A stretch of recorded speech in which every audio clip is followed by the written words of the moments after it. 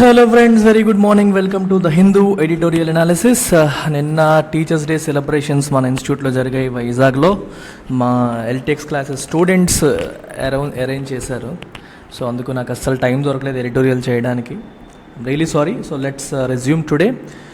Before that let me tell you that we're starting new batches for UPSC and optionals from October నుంచి యూపీఎస్సీకి, general స్టడీస్కి, ఆప్షనల్స్కి రెండింటికి new batches both offline as well as online start చేస్తున్నాం.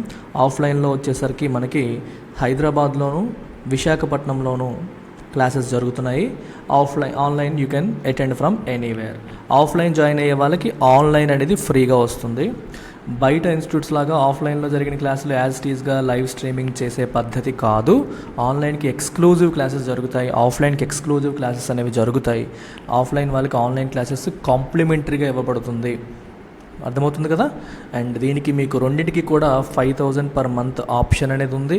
అలాగే 10% discount. ఒకేసారి pay చేస్తే మీకు ఫీజు 70,000 ఒకేసారి కట్టేద్దాం అనుకుంటే దానిపైన 10%, అంటే ఇది 63,000కి, అలాగే ఇది ఇదేమో మీకు 54,000కి వస్తుంది ఒకేసారి పేమెంట్ చేస్తే. ఇన్స్టాల్మెంట్స్లో సేమ్ ఫీజు. ఇన్స్టాల్మెంట్స్లో there will be no discounts.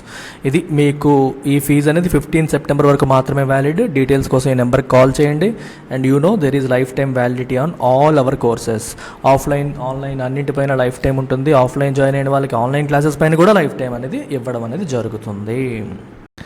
అలాగే యాజ్ ఐ టోల్డ్ యూ, ఆప్షనల్స్కి కూడా కొత్త బ్యాచెస్ స్టార్ట్ అవుతున్నాయని చెప్పి అక్టోబర్ నుంచి. మనం హ్యాండిల్ చేస్తున్నవి public administration, PSIR, sociology, anthropology, Telugu literature. I am personally handling all these 3 optionals. ఈ 3 నేను చెప్తున్నాను. Anthropology Srinivas sir, Telugu literature మన సీతాపతి సార్ హ్యాండిల్ చేస్తున్నారు. సో ఇది fee structure. 30,000, 5,000 per month pay చేసే ఆప్షన్ ఉంది. దీనికి కూడా మీకు 10% discount if you are making up front. అంటే 30 కాస్త 27,000కి మీకు వస్తుంది if you are making up front payment. And ఇది మీరు fees valid till 15 September. So you have another 9 days left. And this is the phone number. And all courses come with life time validity.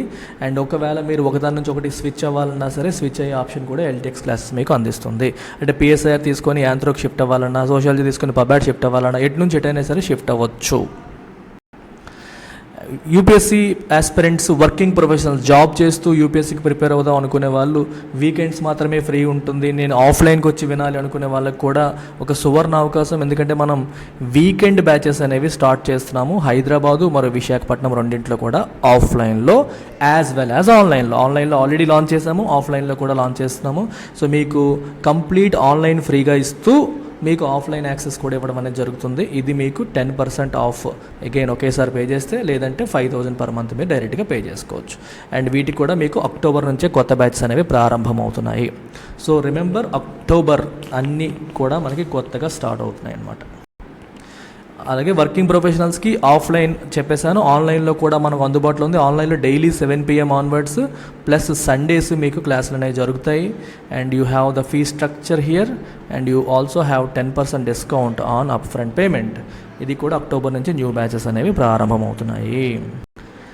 ఇవాల్టి editorial A matter of trust అనే పేరుతో వచ్చింది. ఇది మీకు general studies paper 2 polity ప్రిలిమ్స్లోకి వస్తుంది. Representation of people's act 1951 ఇక్కడ relevant aspect. So you can say part of polity, a bit of governance, predominantly polity with respect to prelims. A governor must end the uncertainty over the unseating of Hemant Soren. Hemant Soren, who is the current chief minister of Jharkhand. So ఆయన్ని ఉంచాలా, remove చేయాలా అనే ఆస్పెక్ట్లో ఉన్న అన్సర్టెనిటీని governor end చేయాలి అన్నారు. ఏ matter of trust అని చెప్పి title ఇచ్చారు. ఇక్కడ ఈ ట్రస్ట్ అనే ఈ టైటిల్ చాలా ఇంట్రెస్టింగ్గా ఇస్తారని చెప్పాను మీకు ఇంతకుముందు కూడా చెప్తున్నాం చాలాసార్లు. హిందూలో టైటిల్స్ అనేవి చాలా ఇంట్రెస్టింగ్ ఉంటాయి. ఏ మ్యాటర్ ఆఫ్ ట్రస్ట్ అంటే ఏంటి? నమ్మకం అనే ఆస్పెక్ట్లో ఒకటి వస్తుంది. ఇంకో ఆస్పెక్ట్లో ఏంటంటే ట్రస్ట్ ఓట్. మీకు ఎప్పుడు కూడా ఈ పార్లమెంట్లోనూ అసెంబ్లీలోనూ నో కాన్ఫిడెన్స్ మోషన్ అని చెప్పి జరుగుతూ ఉంటుంది, అవిశ్వాస తీర్మానం. దానికి ఆపోజిట్ కాన్ఫిడెన్స్ మోషన్ లేదా ట్రస్ట్ ఓట్. సో అంటే మెజారిటీ అనేది నిరూపించుకోవడానికి కొన్నిసార్లు ప్రభుత్వాలు వాళ్ళ మీద మిగిలిన వాళ్ళకి ట్రస్ట్ కలగడానికి వాళ్ళంతటా వాళ్ళే ఇనిషియేట్ చేస్తాయి. వీళ్ళకి మెజారిటీ ఉందా లేదా అని అనుమానాలు వచ్చినప్పుడు, అలిగేషన్స్ వచ్చినప్పుడు వాళ్ళంతటా వాళ్ళు ఇనిషియేట్ చేస్తూ ఉంటారు. దాన్ని ట్రస్ట్ ఓట్ అంటారు. అయితే ఇప్పుడు ఏం జరిగిందంటే జార్ఖండ్లో ట్రస్ట్ ఓటు పెట్టి వాళ్ళు గెలిచారు, ఆ రకంగా గెలిచారు, బాగానే ఉంది. కానీ బేసికల్గా అక్కడ చీఫ్ మినిస్టర్ పైన ఉన్న కొన్ని అలిగేషన్స్ ఉన్నాయి, ఆరోపణలు అనేవి ఉన్నాయి. ఆ ఆరోపణలు అనేవి అతను డిస్క్వాలిఫై చేయడానికి, అంటే ఒక ఎమ్మెల్యేగా అతను డిస్క్వాలిఫై అవ్వడానికి సరిపడా గ్రౌండ్స్ ఉన్నాయి. అంటే although he might be a chief minister, but first of all he has to become ఆయన ఎమ్మెల్యేగా డిస్క్వాలిఫై చేయడానికి సరిపడా గ్రౌండ్స్ ఉన్నాయి. అది ఎలక్షన్ కమిషన్ ఆఫ్ ఇండియా నుంచి గవర్నర్కి రిపోర్ట్ వచ్చింది, గవర్నర్ ఇంకా యాక్షన్ తీసుకోవట్లేదు. ఇది యాంగిల్ అంతా ఎలా ఉంది. ఒకవేళ నిజంగా డిస్క్వాలిఫై అయితే ఆయన కంటిన్యూ అవుతాడా అవ్వచ్చా అవ్వకూడదా, ఇలాంటి ఆస్పెక్ట్స్ అని ఇందులో మాట్లాడుతున్నారు. చూడండి, the Hemant Soren government in Jharkhand has proved its majority amid the continuing uncertainty over the chief minister's membership of the state legislative assembly. అర్థమవుతుందా? ఎమ్మెల్యేగా ఆయన మెంబర్షిప్ విషయంలో అన్సర్టనిటీ ఉంది. ఎమిడ్ అంటే ఇన్ ది మిడిల్ ఆఫ్, అది ఉంటున్న టైంలో the Hemant Soren government has proved its majority, అది తన మెజారిటీని గవర్నమెంట్ ప్రూవ్ చేసుకుంది. The government has proved its majority. Okay, బాగానే ఉంది. Mr. Soren is accused of allotting a mining lease to himself. ఆయన పైన ఉన్న ప్రధాన ఆరోపణ ఏంటి? 2021లో while he was a minister తనకి తానే మైనింగ్ లీజు అలాట్ చేసుకున్నాడు. ఆయనే అధికారంలో ఉన్నాడు, ఆయనే ఇంకోవైపు బిజినెస్ మ్యాన్గా, మైనింగ్ కాంట్రాక్టర్గా బిజినెస్ మ్యాన్గా ఆయన ఉన్నాడు, గవర్నమెంట్లో ఆయన ఉన్నాడు, తనకు తానే అలాట్ చేసుకున్నాడు. An act that can potentially cost him his assembly seat. బేసికల్గా మీకు section 9A of representation of people's act 1951 ఏం చెబుతుంది అంటే, ఇలాంటి పనులు ఎవరన్నా చేస్తే ఎమ్మెల్యేగా డిస్క్వాలిఫై చేయొచ్చు. అంటే మీరే గవర్నమెంట్లో ఉండి మీకు మీరే అలాట్ చేసేసుకుంటే, అర్థమవుతుంది కదా, అలాట్ చేసేసుకుంటే it is a grounds for disqualification as MLA అనమాట. In the 81 member strong assembly, the ruling alliance of Mr. Soren's Jharkhand Mukti Morcha, the Congress, NCP, RJD and CPI-ML had 48 votes in Tuesday's vote of confidence. Tuesday రోజు జరిగిన vote of confidence విశ్వాస తీర్మానంలో వాళ్ళకి ఎన్ని ఓట్లు వచ్చాయి? 48 ఓట్లు వచ్చాయి, ఏ comfortable majority. ఎన్ని మామూలుగా ఎంత? 81లో సగం ఎంత? 41, అంటే కదా 2 + 1 రావాలి. సో అప్రాక్సిమేట్గా మీకు 41 వస్తే చాలు, కానీ 48 ఓట్లు వీళ్ళకి వచ్చాయి. సో చక్కగా గెలిచేసుకున్నారు. With 26 seats the BJP has been left far behind. బీజేపీకి వచ్చిన 26 సీట్లే, సో బాగా వెనకబడిపోయింది.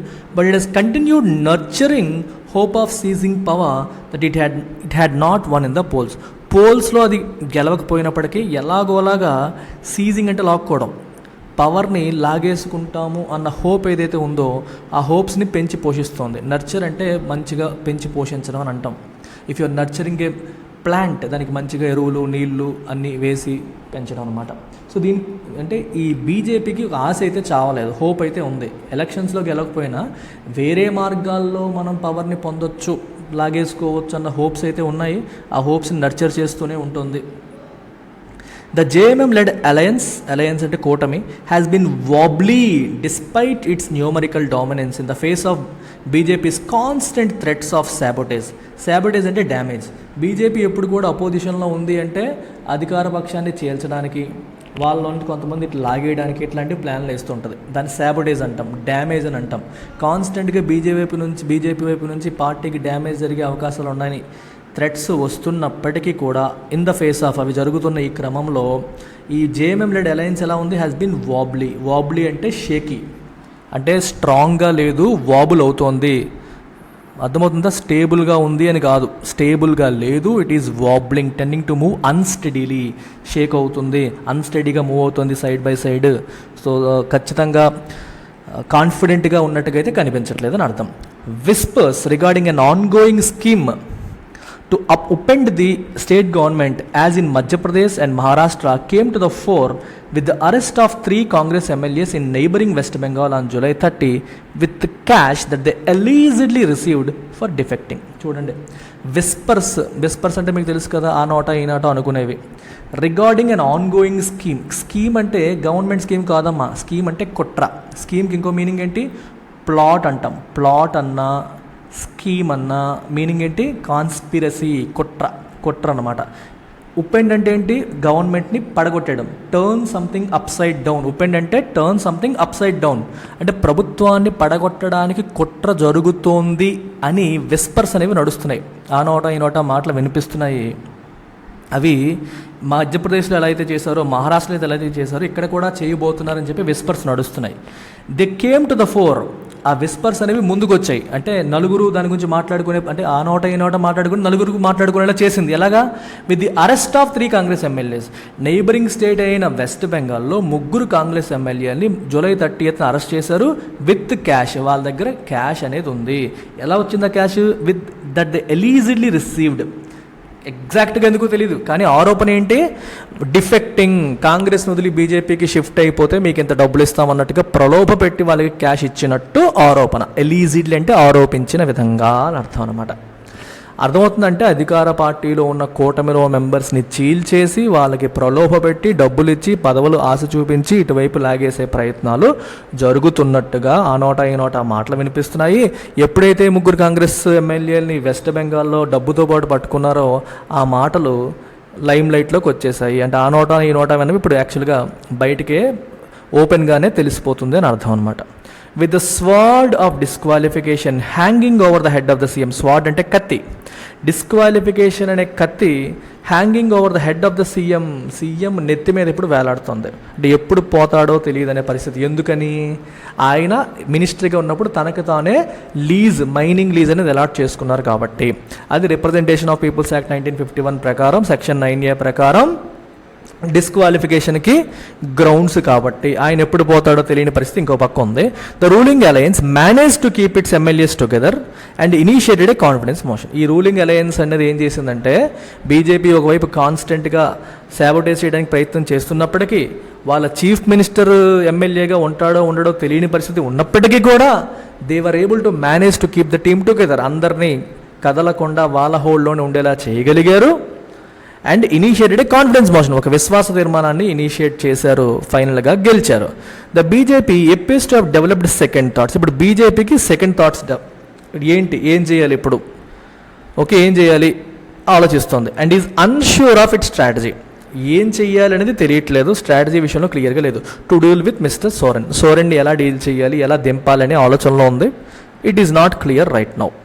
The last word has not been said. చూడండి, చాలా important. Last word has not been said అంటే అర్థం ఏంటంటే the final decision has not been taken అని అర్థం. మీకు అర్థమవుతుందంటే ఫైనల్ డెసిషన్ ఇంకా తీసుకోలేదు. బట్ ఫర్ నౌ, ప్రస్తుతానికి the Soren government and the alliance has survived. ప్రస్తుతానికి మాత్రం ఆ గవర్నమెంట్, ఆ కూటమి సర్వైవ్ అయింది, నిలబడింది. ఫైనల్ డెసిషన్ తీసుకోలేదంటే అర్థం ఏంటి? ఎవరు తీసుకోవాలి డెసిషన్? ఫైనల్ డెసిషన్ గవర్నర్ ఇంకా తీసుకోలేదు ఫైనల్ డెసిషన్.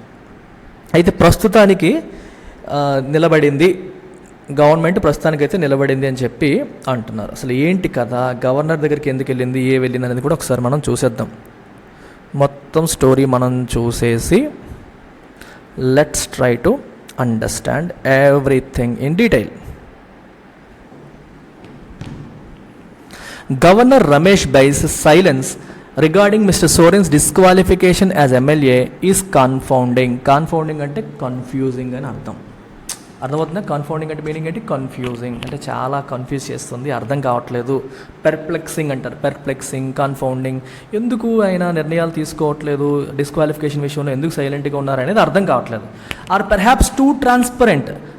బహుశా క్లియర్గా తెలిసిపోతుందేమో, మనమే అనుకుంటున్నాం కన్ఫౌండింగ్ అని. బేసికల్గా ఇట్ ఇస్ క్లియర్లీ ట్రాన్స్పరెంట్. ఎందుకని? For it mirrors the ambiguity of the BJP. For అంటే ఇక్కడ బికాజ్, ఇక్కడ మీనింగ్ ఏంటి? ఫర్కి బికాజ్. ఇట్ మిర్రర్స్ అంటే రిఫ్లెక్ట్స్. బీజేపీకి ఏం చేయాలో పాలుపోవట్లేదు, అంబిగ్విటీ ఉంది. సిమిలర్గా ఈ జనరల్గా మనం ఏం మాట్లాడుకుంటాం గవర్నర్ గురించి, గవర్నర్స్ సెంట్రల్ గవర్నమెంట్ ఏజెంట్స్ లాగా పనిచేస్తున్నారు. సెంటర్లో ఎవరైతే అధికారంలో ఉన్నారో వాళ్ళు ఏదైతే చెప్తే అది చేయడానికి గవర్నర్స్ ఉన్నారు అన్నట్టుగా మనకి వింటున్నాం. ఈ మధ్యన చాలాసార్లు వింటూ ఉన్నాము, అవే జరుగుతూ ఉన్నాయి. సో బీజేపీకి క్లారిటీ లేదు నెక్స్ట్ ఏం చెయ్యాలి సోరెన్ విషయంలోని. ప్రాబబ్లీ అందుకని గవర్నర్ కూడా ఎటు తేల్చుకోలేకపోతున్నారేమో. సో కాబట్టి ఆయన సైలెన్స్ అనేది కన్ఫౌండింగ్ ఏమీ కాదు, అంటే కన్ఫ్యూజింగ్, పర్ప్లెక్సింగ్ ఏమీ కాదు. ఎందుకంటే బీజేపీ అన్ష్యూర్గా ఉంటే గవర్నర్ కూడా అన్ష్యూర్గా ఉంటారు, వాళ్ళు క్లారిటీతో ఉంటే ఈయన క్లారిటీగా ఉంటారు, వాళ్ళు చెప్పింది వీళ్ళు చేస్తూ ఉంటారు కదా అనే యాంగిల్లో ఆ స్టేట్మెంట్ రాయడం జరిగింది. Mister Bais is expected to announce whether mister Soren stands disqualified. ఆయన డిస్క్వాలిఫైడా కాదా అనేది ఆయన governor is expected to announce. Taking into consideration, ఎందుకు డిస్క్వాలిఫై అవుతారు? Taking into consideration the opinion of the election commission of India. Election commission of India వీళ్ళకి recommendation ఇచ్చింది. ఆ రికమెండేషన్ని బేస్ చేసుకొని ఆయన డిస్క్వాలిఫై చేస్తారు అనేది చిన్న expectation. He is expected to announce it that he had received in ఆగస్ట్లో వచ్చింది వాళ్ళకి, ఆగస్ట్లో రిపోర్ట్ వచ్చింది. సో దాన్ని బేస్ చేసుకొని డిస్క్వాలిఫై చేస్తారనేది expectation. There is no official word from the governor on the ECs. అయితే ఎలక్షన్ కమిషన్ ఆఫ్ ఇండియా తన లెటర్లో ఏం రాసింది అని చెప్పి ఇప్పటివరకు అఫీషియల్గా గవర్నర్ ఏమీ చెప్పలేదు. కానీ but state BJP leaders are confident that the disqualification has been recommended. State BJP leaders మాత్రం కాన్ఫిడెంట్గా ఉన్నారు, డిస్క్వాలిఫికేషనే రికమెండ్ చేసి ఉంటారు ఖచ్చితంగా అని చెప్పి స్టేట్ బీజేపీ లీడర్స్ మాత్రం కాన్ఫిడెంట్గా ఉన్నారు. The process was triggered in February 2022 when the BJP complained to the governor that Mr. Soren had got a mining lease from the state. BJP leaders గవర్నర్కి కంప్లైంట్ చేశారు. ఎప్పుడు? ఫిబ్రవరి 2022లో. ఏమని? ఈ సోరెన్ తనకు తాను మైనింగ్ లీజ్ ఇచ్చేసుకున్నారు గవర్నమెంట్ నుంచి. And hence was in violation of section 9A of the representation of the people act 1951. Representation of the people act 1951లో సెక్షన్ 9Aని ఆయన వైలేట్ చేసినట్లే అని వీళ్ళు కంప్లైంట్ ఇవ్వడం అనేది జరిగింది. అయితే ఇక్కడ మీరు ఇంకొక విషయాన్ని గమనించాలి. 9A గురించి ఆల్రెడీ మనం డిస్కస్ చేసేసాం. అయితే ఎంపీగా ఎమ్మెల్యేగా డిస్క్వాలిఫై చేయడానికి ఇంకొక చట్టం, ఇంకో సెక్షన్ ఉంది. డిస్క్వాలిఫికేషన్ ఆఫ్ ఎంపీస్ అండ్ ఎమ్మెల్యేస్కి సంబంధించి there is one more section, section 8(3). రాసుకోండి ఇది మీరు. Section 8(3) of RPA act, representation of people's act 1951. ఇదేం చెబుతుందంటే ఎవరైనా సరే, ఒక ఎంపీ కానీ ఒక ఎమ్మెల్యే కానీ, ఇఫ్ హీఈస్ కన్విక్టెడ్ అంటే కోర్టులో అతనికి వ్యతిరేకంగా తీర్పు వస్తే, కోర్టు అతనికి నేరస్తుడిగా తీర్పునిస్తే, ఓకే, ఏ క్రైమ్కైనా సరే కన్విక్ట్ చేయబడి more than 2 years, greater than or equal to 2 years అతన్ని జైలుకి పంపితే, if he was jailed for greater than or equal to 2 years, then this person will be disqualified for 6 years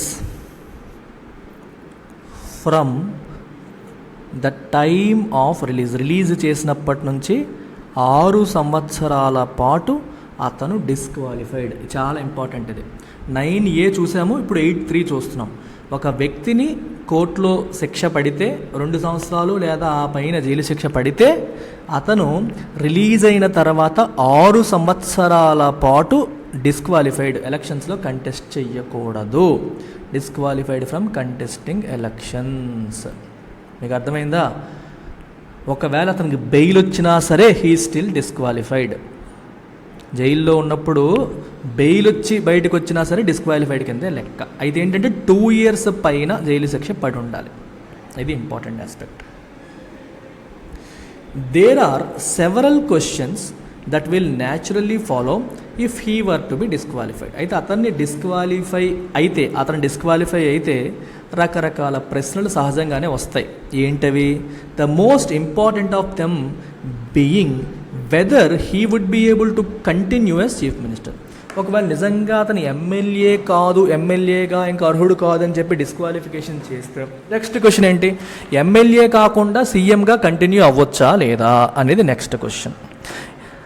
technically a chief minister can be in office without being a member of the legislature for up to 6 months. మీకు తెలిసిందే కదా, 6 నెలల పాటు MLA కాకపోయినా సరే ఆయన సీఎంగా ఉండొచ్చు. 6 నెలల్లో మళ్ళీ కంటెస్ట్ చేసి ఎమ్మెల్యేగా గెలవాల్సి ఉంటుంది. అది మనకు రూలు. దాని ప్రకారం టెక్నికల్గా ఆయన ఉండొచ్చు, కంటిన్యూ కావచ్చు. హౌఎవర్ అయితే it would not be proper for a person who is disqualified as MLA for violating the law. ఇక్కడ అతను ఎమ్మెల్యే కాకపోవడం అనేది ఎలక్షన్లో ఓడిపోవడం వల్ల కాదు. ఇప్పుడు మమతా బెనర్జీ తీసుకోండి, మొన్న వెస్ట్ బెంగాల్లో జరిగిన ఎలక్షన్స్లో మమతా బెనర్జీ పార్టీ గెలిచింది, కానీ మమతా బెనర్జీ ఓడిపోయింది. అయినప్పటికీ ఆవిడే సీఎం అయ్యారు. తర్వాత 6 నెలల్లో మళ్ళీ కంటెస్ట్ చేసి ఆవిడ గెలిచారు. 6 నెలల్లో మళ్ళీ కంటెస్ట్ చేసి గెలిచే అవకాశం ఉంటుంది. కానీ ఇక్కడ పరిస్థితి ఎలక్షన్లో ఓడిపోయి కాదు, ఎమ్మెల్యేకి డిస్క్వాలిఫై అయిన వ్యక్తి ఈ టెక్నికల్గా ఉన్న ఈ రూల్ని ఉపయోగించి కంటిన్యూ అవ్వడం అనేది ఎంతవరకు correct, it would not be proper అని చెప్తున్నారు. ఎందుకంటే చట్టాన్ని ఆయన వైలేట్ చేసినట్టు కదా, right? Using a technical fig లీఫ్ని ఉపయోగించుకొని, ఇక్కడ ఫిగ్ లీఫ్ అనే పదాన్ని వాడారు. చాలా ఇంట్రెస్టింగ్ వర్డ్ ఇది. ఈ ఫిగ్ లీఫ్ అంటే అర్థం ఏంటంటే, మీకు ఒక కథ చెప్తాను, కథ చెప్తే మీకు అర్థమవుతుంది. సో ఒక ఇడియం అనమాట ఇది. దీని ఆరిజిన్ ఏంటంటే, మీరు బైబిల్లో చదువుతారు కదా, యాడమ్ అండ్ ఈవ్ అని చెప్పి. యాడమ్ అండ్ ఈవ్ వాళ్ళిద్దరు కూడా నేకెడ్గా, అంటే ఒంటి మీద నూలు పోగు లేకుండా ఒక అడవిలో అలా ఉన్నారు. సో తర్వాత వాళ్ళు ఫ్రూట్ ఆఫ్ ఒక ట్రీ దగ్గర ఒక ఫలాన్ని తింటారు, ఫ్రూట్ ఆఫ్ నాలెడ్జ్ అంటాం. ఆ ఫ్రూట్ తినడం వల్ల వాళ్ళకి నాలెడ్జ్ వస్తుంది. They realise that they are naked. అప్పటి వరకు వాళ్ళు నేకెడ్గా ఉన్నామన్న విషయం కూడా తెలీదు. సో వాళ్ళు ఏం చేస్తారంటే, ఆ చెట్టు ఏదైతే ఉందో చెట్టు యొక్క ఆకుని తీసుకుంటారు. చెట్టు యొక్క ఆకుని తీసుకొని వాళ్ళ యొక్క జెనైటల్స్ని కవర్ చేసుకుంటారు. సో యాడమ్ అండ్ ఈవ్ ఇద్దరు కూడా వాళ్ళ యొక్క జననాంగాల్ని కవర్ చేసుకుంటారు ఆకుతో. సో ఈ ఆకు ఫిగ్ లీఫ్ అనమాట. ఈ ఆకు ఏంటి? Fig leaf. ఈ ఫిగ్ లీఫ్ని యూజ్ చేసుకొని వాళ్ళ జననాంగాల్ని cover చేసుకుంటారనమాట.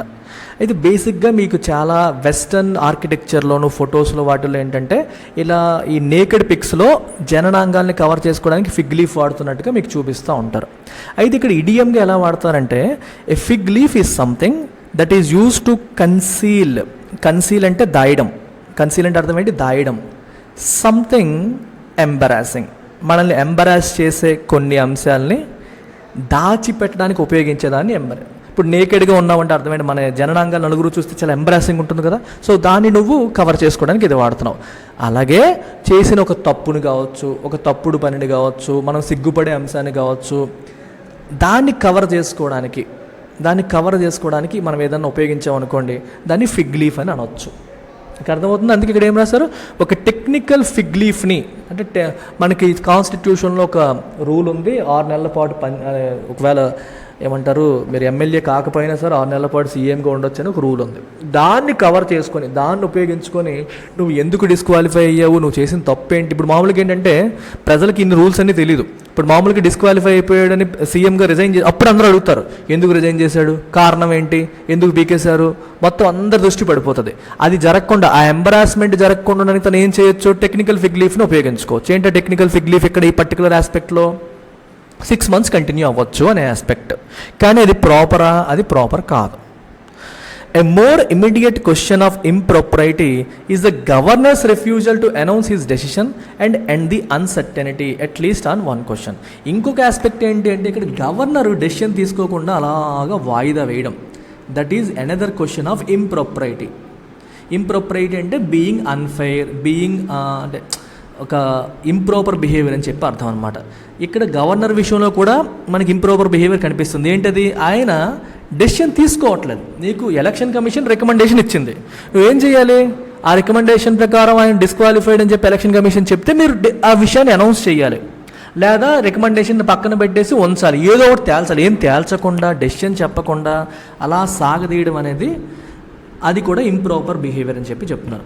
Governor has no reason to try to tilt the scales in favour of or against any political party. Governor అనేది నిష్పక్షపాతంగా ఉండాలి, న్యూట్రల్ ఆర్బిటర్ లాగా ఉండాలి. ఇటువైపు అటు బీజేపీకి అనుకూలంగా లేదా వ్యతిరేకంగా, అధికార పార్టీకి అనుకూలంగా లేదా వ్యతిరేకంగా టిల్ట్ ది స్కేల్స్ అంటే వాళ్ళ వైపు, అంటే వాళ్ళకు అనుకూలంగా చేయకూడదు, వీళ్ళకు అనుకూలంగానూ చేయకూడదు. తన పని ఏంటి ఉన్నది చెప్పాలంతే. Through acts of omission or commission, చాలా important use. Through acts of omission and commission అంటే ఎలా అర్థం చేసుకోవాలి మనం? కమిషన్ అంటే ఒక పని చేయడం ద్వారా, అంటే చెయ్యకూడని పని చేయడం ద్వారా ఒకరి పక్క నువ్వు బయాస్డ్గా ఉండకూడదు. ఒమిషన్ అంటే ఏంటి? చెయ్యాల్సిన పని చేయకుండా. చూసారా, ఒమిషను తప్పే, కమిషను తప్పే. అంటే బేసిక్గా ఇక్కడ కాంటెక్స్ట్ ఏంటంటే, నువ్వు చెయ్యాల్సిన పని చెయ్యకుండా ఒకరికి సహకరిస్తున్నావు, అది తప్పే. లేదా చెయ్యకూడని పని చేసి సహకరిస్తావు, అది తప్పే.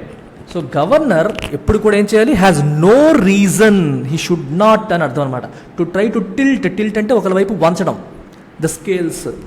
ఇప్పుడు మీరేదో అంటే వాళ్ళకు అనుకూలంగా తను చేయాల్సిన పని చేయకూడదు, అలాగే చేయకూడని పని చేసి కూడా ఒకరికి సహకరించకూడదు. తను న్యూట్రల్గా నిష్పక్షపాతంగా ఉండాలి. So mister Bais should take a decision and announce it at once. So ఎక్కువ ఆలోచన చేయకుండా ఎలక్షన్ కమిషన్ మీకు ఏం చెప్పిందో చూసి డెసిషన్ తీసుకొని చెప్పేయి. డోంట్ వెయిట్ అని అర్థం అనమాట ఇక్కడ చెప్తుంది. So you shouldn't do these acts of omission or commission. I hope you have understood this. So let's look at a question on this.